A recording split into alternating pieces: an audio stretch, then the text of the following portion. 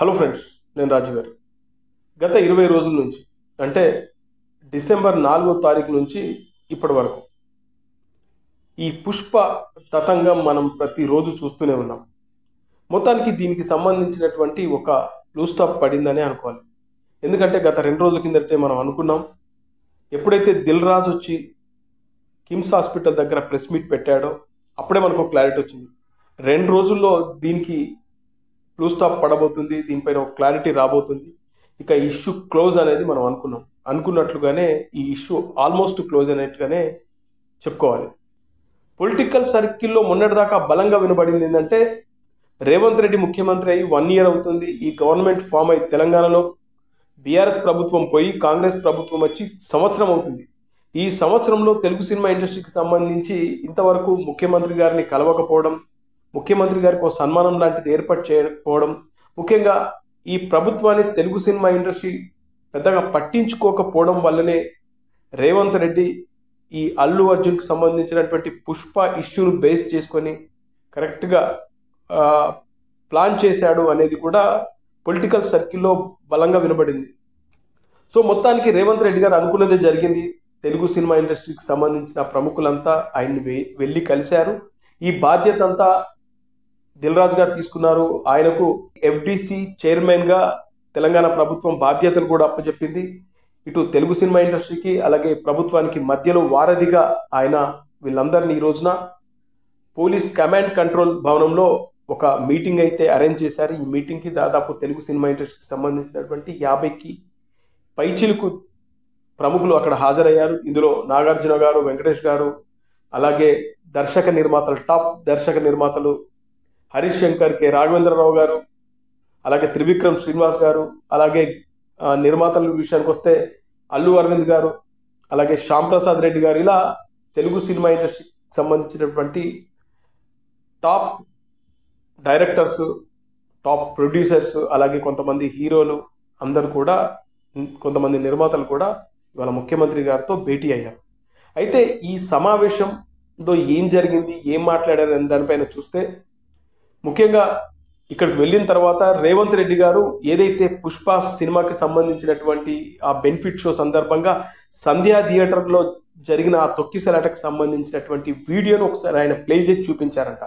ఆ తర్వాత సినీ ప్రముఖులు వాళ్ళ అభిప్రాయాలు చెప్పారు. ఆ సందర్భంలో రేవంత్ రెడ్డి గారు కల్పించుకొని, తెలుగు సినిమా ఇండస్ట్రీ పైన నాకు ఎలాంటి ద్వేషం లేదు, ముఖ్యంగా తెలుగు సినిమా ఇండస్ట్రీలో నాకు చాలామంది ప్రముఖులతో నాకు స్నేహం ఉంది, నేను తెలుగు సినిమా ఇండస్ట్రీని హైదరాబాద్లో ఒక హబ్గా ఏర్పాటు చేయాలనుకుంటున్నాను, ముఖ్యంగా ఇంటర్నేషనల్ సినిమాలకు ఒక వేదికగా చేయాలనుకుంటున్నాను, అలాగే ఇక్కడ ఏదైతే మీరు తెలుగు సినిమా ఇండస్ట్రీకి సంబంధించినటువంటి స్టూడియోలో కానీ అక్కడ రాచకొండ ప్రాంతంలో ఒక స్టూడియో కూడా ఏర్పాటు చేయాలనే ఆలోచన కూడా చేస్తామున్నాము అనే అభిప్రాయాలు చెప్పడంతో పాటు, ముఖ్యంగా ఈ పుష్ప సినిమా సందర్భంగా జరిగిన ఏవైతే ఇష్యూ ఏదైతే ఉందో అల్లు అర్జున్ విషయం పైన కూడా టాపిక్ వచ్చింది. అల్లు అర్జున్ విషయం పైన నాకు అల్లు అర్జున్కు మధ్యన ఎలాంటి వివాదం లేదు, మేమేమైనా గొడవలు కొట్లాటలు ఉన్న వాళ్ళమా, మేము శత్రువులమా, అలాంటిది ఏమీ లేదు. ఒక మహిళ చనిపోయినప్పుడు సినీ ప్రముఖులందరూ ఆయన్ని వెళ్ళి కలిశారు, కానీ ఆ సదరు బాధితుల దగ్గరికి మీరు ఎందుకు వెళ్ళలేకపోయారు అనేది నా ఆవేదన. అలాగే ప్రభుత్వం అండగా నిలబడింది ఆ కుటుంబానికి, కానీ సినీ ప్రముఖులు చాలా లేటుగా రియాక్ట్ అయ్యారు. నేను ఎప్పుడైతే అసెంబ్లీలో దీని గురించి టాపిక్ తీసిన తర్వాత మీరు రియాక్ట్ అయ్యారో అది కరెక్ట్ కాదు, ముందే వచ్చి ఉంటే ఈ సమస్య ఉండేది కాదు కదా అని చెప్పడం.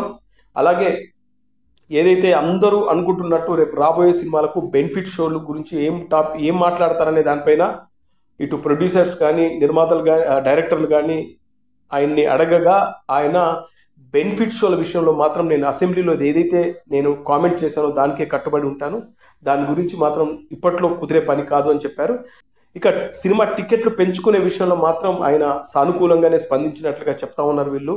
అలాగే ముఖ్యంగా ఆయన చెప్పిన దాంట్లో కొన్ని కీలకమైనవి ఈ డ్రగ్స్కి సంబంధించినటువంటి, అలాగే మహిళల భద్రతకు సంబంధించినటువంటి, అలాగే తెలుగు సినిమా ఇండస్ట్రీకి సంబంధించినటువంటి ప్రముఖులు ఏదైతే టూరిజం కానీ, అలాగే ఆలయాలకు సంబంధించినటువంటి పర్యాటక రంగాలకు సంబంధించినటువంటి ప్రచార బాధ్యతలు తీసుకోవాలి, అలాగే డ్రగ్స్కి సంబంధించినటువంటి దానికి సంబంధించిన కూడా ప్రచార బాధ్యతలు తీసుకోవాలంటే డ్రగ్స్ని విచ్చలవిడిగా ఇటు హైదరాబాద్లో దీన్ని మనకు ఒక డ్రగ్స్ కేంద్రంగా తయారవుతుంది. రాను రాను దీన్ని చూస్తూ ఉంటే దీన్ని అరికట్టాల్సిన బాధ్యత కూడా ఉంది. ముఖ్యంగా సినీ ప్రముఖులు మీరు అవేర్నెస్ తీసుకురావాల్సిన అవసరం ఉంది. దీనికి సంబంధించిన ప్రచార చిత్రాల్లో మీరు నటించాల్సి ఉంటుంది, మీరు దీన్ని ప్రచారం చేయాల్సి ఉంటుందని చెప్పడం, అలాగే ఈ టూరిజంకి సంబంధించింది కూడా మీరు ప్రచారం చేయాల్సిందని చెప్పడం, మహిళల భద్రత విషయంలో కూడా సినిమా నటులు అవేర్నెస్ తీసుకురావడం, అలాగే ట్రాఫిక్ సంబంధించినటువంటి విషయాల్లో కూడా మీరు అవేర్నెస్ తీసుకొచ్చే ప్రచార చిత్రాల్లో కూడా మీరు పాల్గొనాల్సి ఉంటుంది, ప్రభుత్వానికి సహకరించాల్సిందని కూడా ఆయన చెప్పడం. ఇక ఇది కాకుండా ఆయన ముఖ్యంగా మాట్లాడిన దాంట్లో ఫ్యాన్స్ను కంట్రోల్ చేసుకోవాలి. సినిమాల రిలీజ్ టైంలో కానీ సోషల్ మీడియాలో ఫ్యాన్స్ పెట్టే పోస్టులను కానీ మీరు ఎంకరేజ్ చేయకూడదు. అది పిచ్చలవిడితనానికి ఒక కేర్ ఆఫ్ అడ్రస్గా మారిపోతుంది. ఫ్యాన్స్ను కంట్రోల్ చేసుకోవాల్సిన బాధ్యత ఆయా హీరోల మీద, సెలబ్రిటీల మీద ఉందనే విషయాన్ని చాలా స్పష్టంగా, చాలా సీరియస్గా విషయాన్ని చెప్పినట్లుగా చెప్తా ఉన్నారు. ఇది చాలా చాలా ఇంపార్టెంట్ అని చెప్పారు. అది కాకుండా బౌన్సర్స్ విషయంలో ఒక సెలబ్రిటీ బయటకు వచ్చినప్పుడు బౌన్సర్స్ వస్తున్నారు. ఈ బౌన్సర్స్ ప్రవర్తించే తీరు కూడా బాగలేదు. ఆ పక్కన వచ్చిన జనాల్ని, ఉదాహరణకి సెల్ఫీలు దిగడానికి ఒక సినిమా సెలబ్రిటీ వస్తే సెల్ఫీలు దిగడానికి వచ్చినప్పుడు వాళ్ళను ఇష్టానుసారంగా తోసేస్తున్నారు. ఆ సంఘటనలు కొన్ని నా దృష్టికి వచ్చాయి.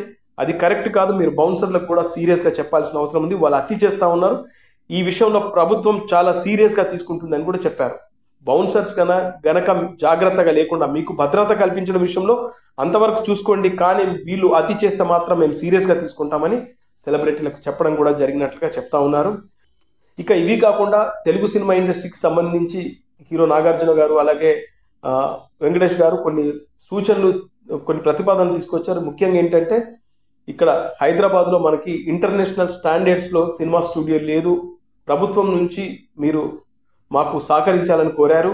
అది కాకుండా ఇంటర్నేషనల్ ఫిలిం ఫెస్టివల్ పెట్టడానికి కూడా ఇక్కడ హైదరాబాద్ను ఒక కేంద్రంగా తయారు చేయాలి. ఎందుకంటే కేరళ కానీ, అలాగే గోవా కానీ, ముంబై కానీ ఫిలిం ఫెస్టివల్స్ ఎక్కువగా జరుగుతూ ఉంటాయి. అది జరగడం వల్ల మన హైదరాబాద్కు ఒక మంచి పేరు, ఎందుకంటే ఇంటర్నేషనల్ లెవెల్లో పేరు వస్తుంది. ఈ ఫిలిం ఫెస్టివల్లో హాలీవుడ్ ఇలాగా ఇంటర్నేషనల్కి సంబంధించిన అన్ని సినిమాలను ఇక్కడ ప్రదర్శించే అవకాశం ఉంటుంది. కాబట్టి మనకి ఇంటర్నేషనల్గా దీనికి మంచి పేరు, హైదరాబాద్కు మంచి పేరు వచ్చే అవకాశం ఉంటుంది. కాబట్టి రానున్న రోజుల్లో హాలీవుడ్ మూవీస్ను కూడా మన హైదరాబాద్లో షూటింగ్లు జరిపేలాగా కొన్ని అద్భుతమైన స్టూడియోల నిర్మాణానికి కూడా మీరు సహకరించాలని చెప్పేసి ప్రతిపాదన చెప్పగా, సీఎం గారు కూడా, అంటే రేవంత్ రెడ్డి గారు కూడా 100% ఆ విషయంలో మీకు ఎప్పుడు నేను అండగా ఉంటాను, నేను అలాంటి విషయంలో ఎక్కడ వెనుకడికి వేసేది లేదు, సినిమా ఇండస్ట్రీకి నా పూర్తి సహాయ సహకారాలు ఉంటాయి, కానీ మీరు మాత్రం కొన్ని విషయాల్లో ప్రభుత్వానికి అండగా ఉండాలి. ప్రభుత్వానికి సంబంధించిన సామాజికంగా బాధ్యత తీసుకుని, అంటే ఏదైతే ఇందాక చెప్పిన ఆ ప్రచారం విషయంలో, అలాగే తెలంగాణ ప్రభుత్వం అభివృద్ధికి సంబంధించినటువంటి విషయాల్లో మీరు సహకరించాలని ఆయన కోరారు. మొత్తానికి Telugu cinema industry versus Telangana ప్రభుత్వం మధ్యన ఒక గ్యాప్ అయితే పూడ్చినట్లుగా కనబడతా ఉంది. రేపు మాపో 2-3 రోజులలో అల్లు అర్జున్ ఇష్యూ కూడా కంప్లీట్గా క్లియర్ అయిపోతున్నట్లుగా మనకైతే తెలుస్తూ ఉంది, దీన్ని బట్టి చూస్తూ ఉంటే.